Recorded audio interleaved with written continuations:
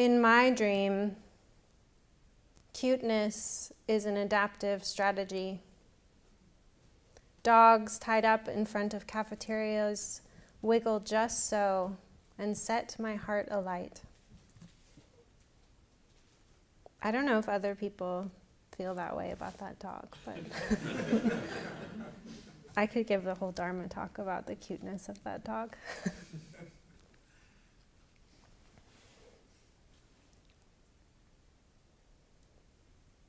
This is a dream. This statement is an invitation, a method, an unfindable key to a gateless gate, a riddle. It's not the truth, and it's not a lie. It's a concept, a koan, a vision in the night, a promise, a snare or a trap, a serious entanglement, a temptation. This is a dream, a place to rest, a relief.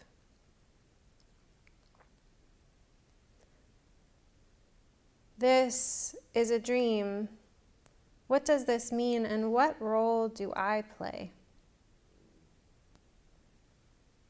Each time I turn towards it, I know less. Turning it over and over like hard candy across my tongue, sweet and almost too tangy. What's at the center?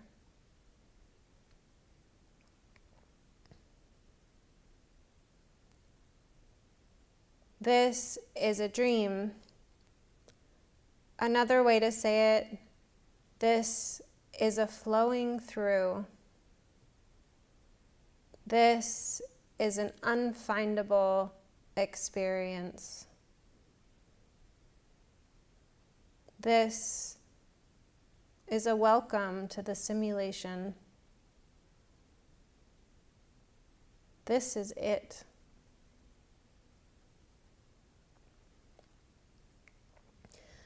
Would you have come to this Sesshin if the title had been "This is It"?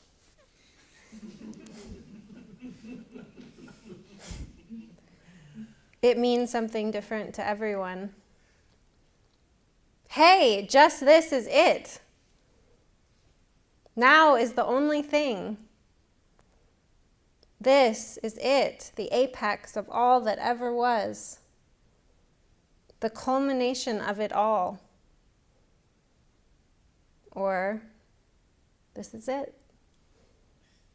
I was hoping for chocolate cake and all I got was a Jolly Rancher.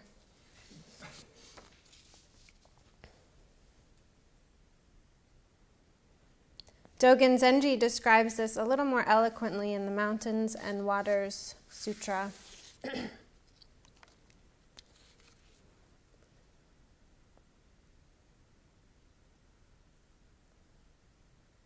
Water is neither strong nor weak, neither wet nor dry, neither moving nor still, neither hot nor cold, neither existent nor non-existent, neither deluded nor enlightened.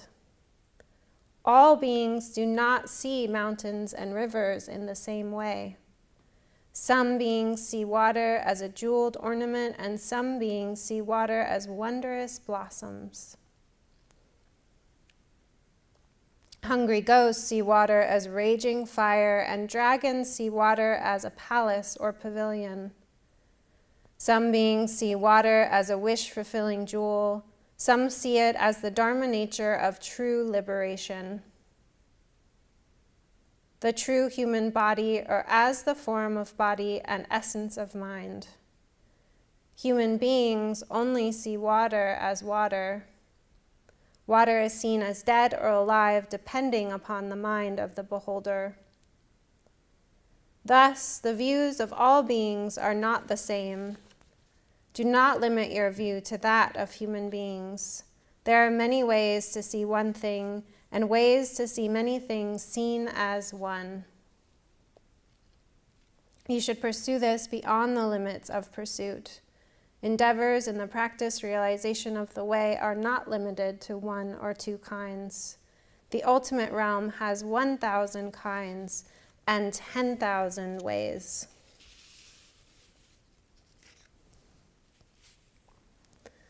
Thus, the views of all beings are not the same.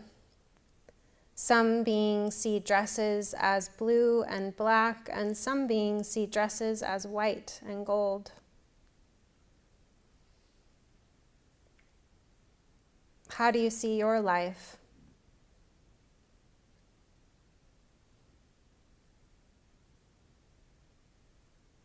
This is a dream. Let's talk about this specifically as a method of practice. How we use this as a method is much the same as practicing with breath or sound or koan. When we orient towards a particular object of meditation, we make it personal. With breath practice, for example, we explore what it's like to breathe with these lungs, to know the taste of the air in this throat, the inhale cool and the exhale warm, the tightness or softness of this belly right now. We study the intimacy of a body being breathed. We don't need to think about breathing. As an object of meditation, we feel breathing, we become breathing, we merge with breath. It is a practice of unification. And so too with sound practice, we practice this merging, this time with the field of sound. And it is with our own trembling bodies and hearts that we come to know this sense gate. Sound practice is a wonderful invitation into the nature of flow, the nature of dream, the ephemeral nature of experience. With a sound practice, we might drop in the questions, what's it like to hear with the heart? And in dropping in that question, we feel the heart. We feel the body, the heart beating. We bring sound into our chest. Can I hear sound with my whole body? Do I move towards sound, or does sound come to me? Or is it both at once?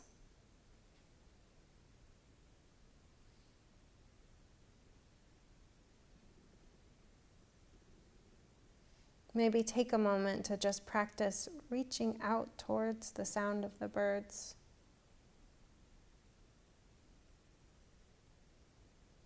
Then turn it around and draw that sound in, feeling the sound of the birds with the whole body.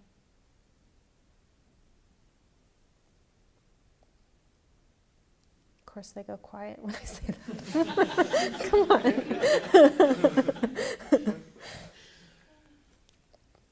And again, we don't need to cogitate over these questions. It's with this body that we explore them.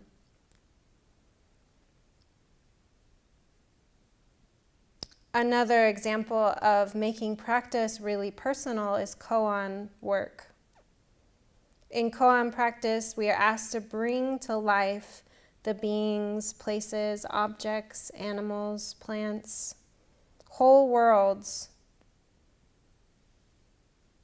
Initially just words on a page, and make it personal.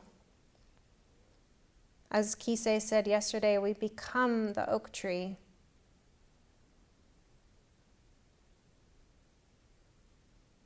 We create a forest in the zendo. We root into the earth, into the floorboards below the building. We break through the ceiling with our limbs growing wide and confident. We become the student and the teacher in the koan. It is not a practice of reading far-off tales. We become the koan. It finds expression through our voice and our limbs.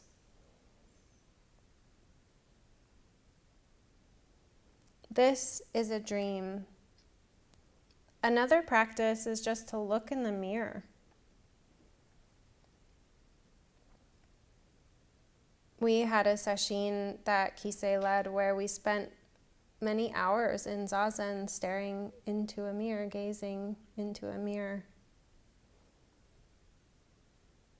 And we see that even our own reflection is always changing. Ephemeral, unfindable.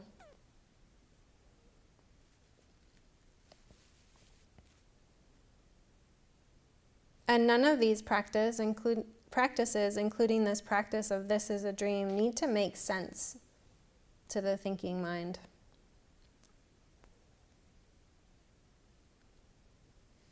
It may be true that there are parts of us that will never understand what we're doing here.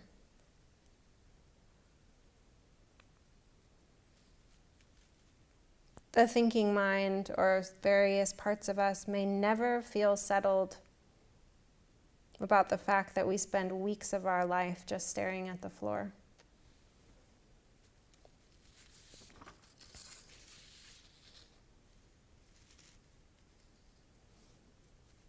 As we continue to practice with dream, make it a practice of the heart and the body. Look into the nature of your unfindable, always flowing breath. Look into the nature of sound. Look with all of your sense gates. That's all you have to work with. All of them gone in the instant they appear, changing, flowing, always in the state of becoming.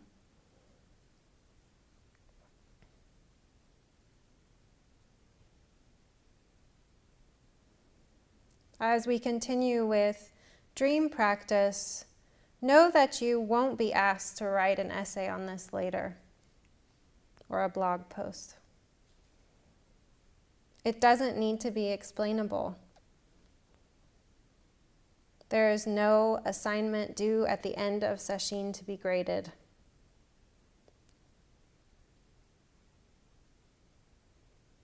How did you do? You may already be asking.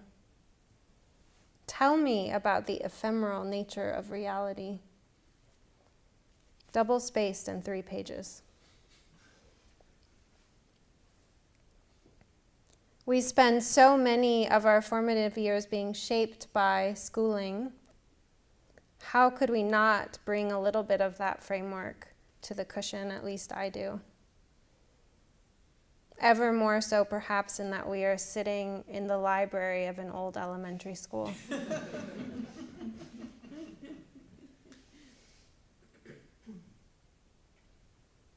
I still remember the deep frustration of learning cursive in 2nd grade.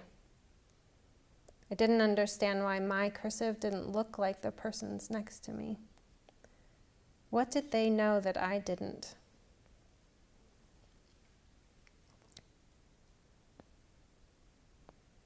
Well, things are different in this Quincy Mager Elementary School. We can't look over our neighbor's shoulder and peek at their dream practice or copy their answers. It's personal. Even if you stare for hours at the person across from you, you will never know what their experience is.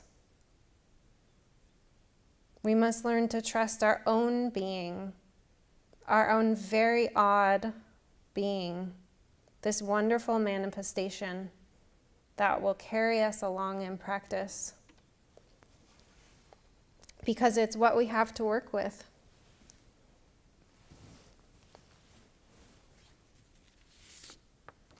this body, heart, and mind, always in the state of becoming, gone before it arrives.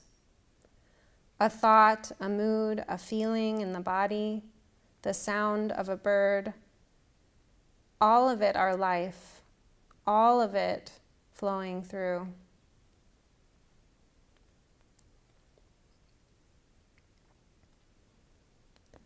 We come to practice entrenched, usually, in a particular worldview, entrenched in particular habits, beliefs, and thought patterns, the predictive faculty of the brain responding to stimulus within the safety of this entrenchment.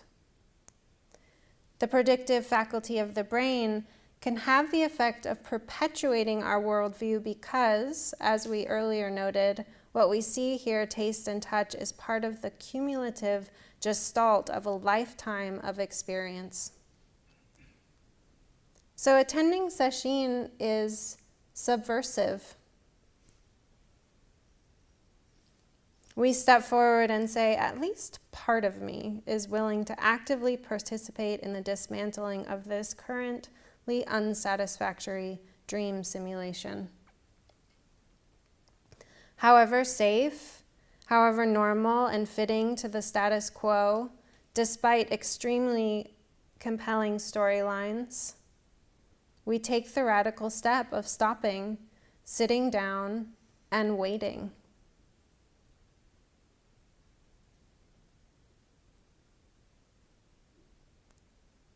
For what, we do not know.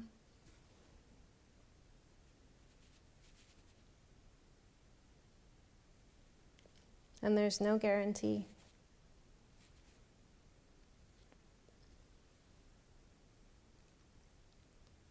We don't really know what brought us here. All the invisible influences and factors that led us to do anything is a total mystery. We make guesses.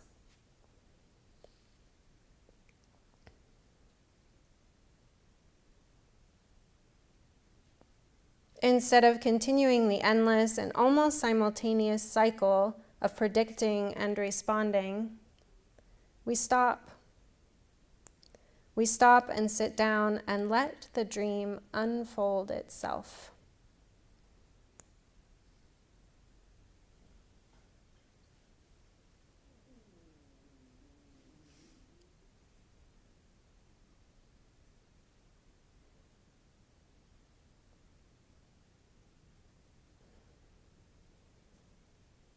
When we enter Sesshin, we lay down the attention-seeking or attention-avoiding self and just sit.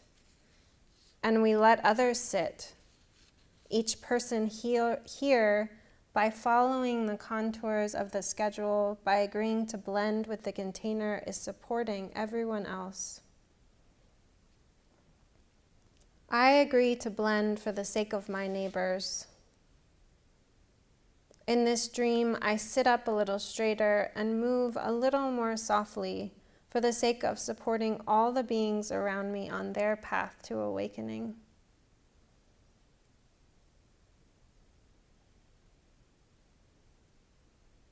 We are flow. We are dream beings. What we do, how we do, is part of the flow of everything.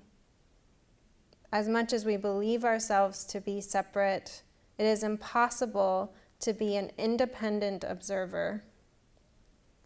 We are in a continual state of being influenced by and influencing our environment. And what we do matters.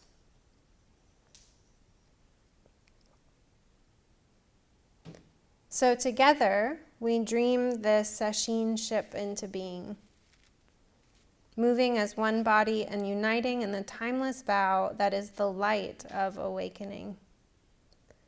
The light of awakening that has been passed to us by our ancestors, who also struggled and suffered, who also longed for attention and love, who also turned away 100 times, 1,000 times, and came back to stillness, came back to breath.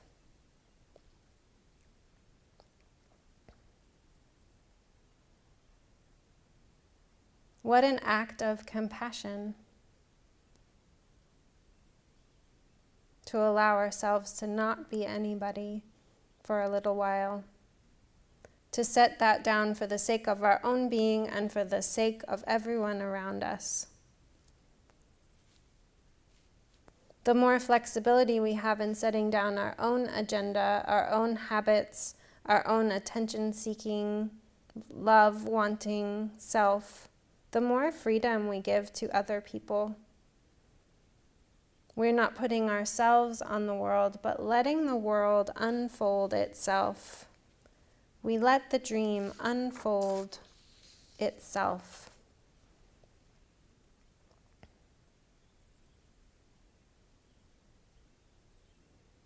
This is a great act of trust.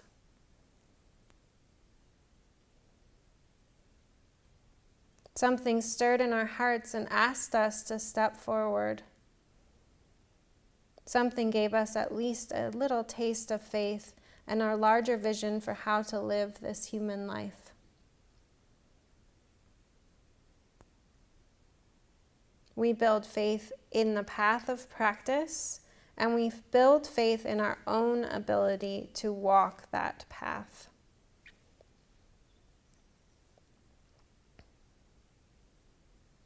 You can actually sit a whole sesshin. You can wake up early and participate in this schedule and do all the oriokis. This is faith in our own ability to walk the path.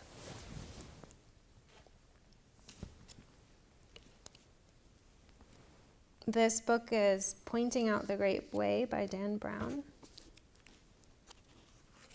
And I've basically only read these couple pages. Maybe in years to come I'll read the rest. So this section is called Causing Faith to Arise, the Decision to Try Spiritual Practice.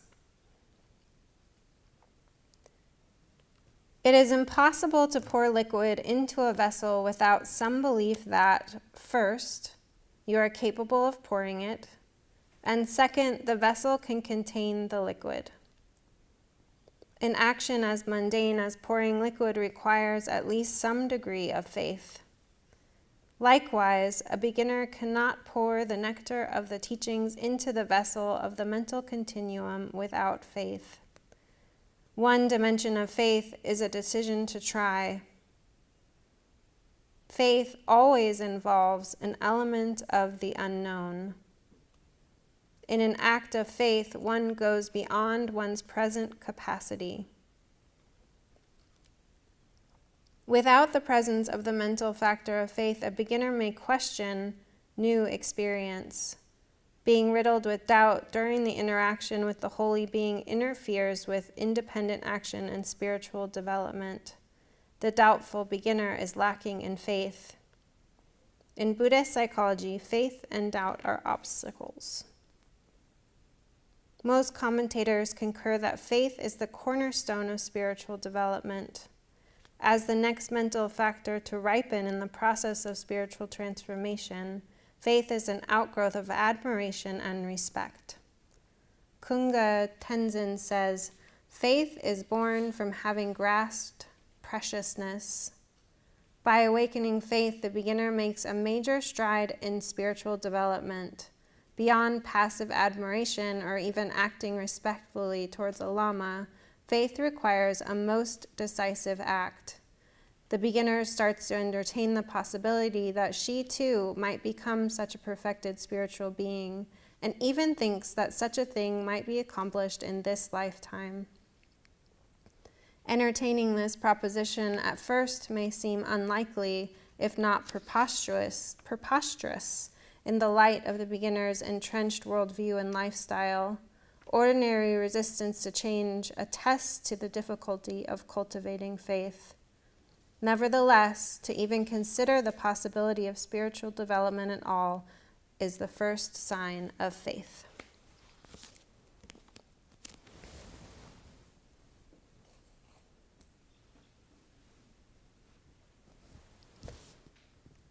Everything we do changes us. We can choose to spend time cultivating faith and the aspiration for awakening. We can choose to go for dream walks and be shaped by dream trees and forests. We choose the dreams we wish to enter and the dreams that would be skillful to exit. Everything changes us. We are not independent observers of a flowing world, but we are the flowing world. We flow along with flow, changing the world and being changed by it.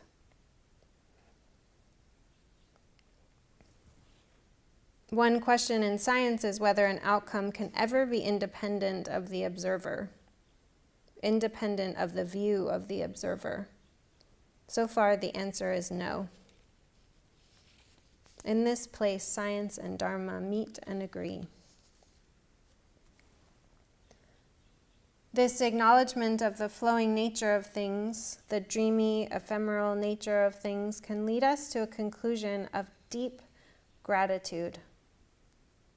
How is it that we ended up here? What a rare and precious moment. What a rare and precious gift. We have a mind that's able to practice, a body that's able to sit long hours, the resources and the time. It is a great privilege to sit with all of you. Somehow, in the midst of all the dreams possible, we ended up in this one. It is a mystery how it happened, and it's a mystery what will happen next. And I'll share another poem. This to me is a reminder of the preciousness of this particular dream, whatever that means. And it's a reminder that everything we do, everything we meet will change us. It's called The Dipper, and it's by Mary Oliver.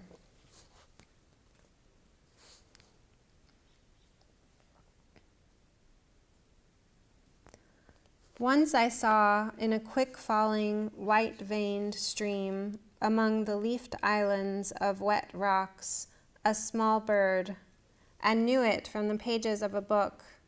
It was the dipper, and dipping he was, as well as sometimes on a rock peak, starting up the clear, strong pipe of his voice.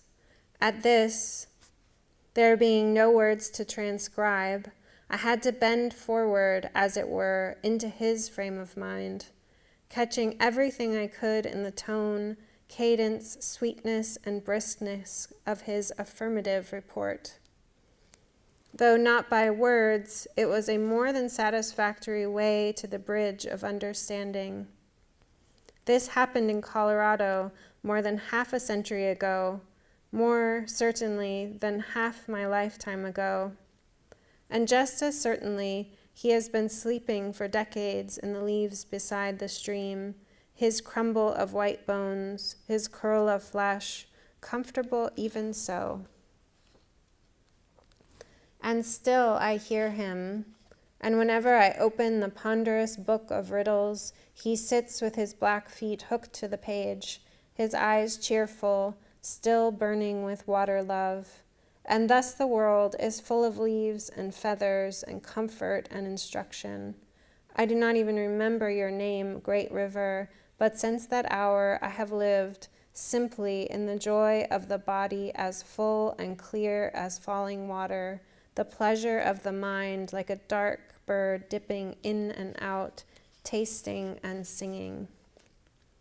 Once I saw in a quick-falling, white-veined stream among the leafed islands of the wet rocks a small bird, and knew it from the pages of a book. It was the dipper, and dipping he was, as well as sometimes on a rock peak, starting up the clear, strong pipe of his voice.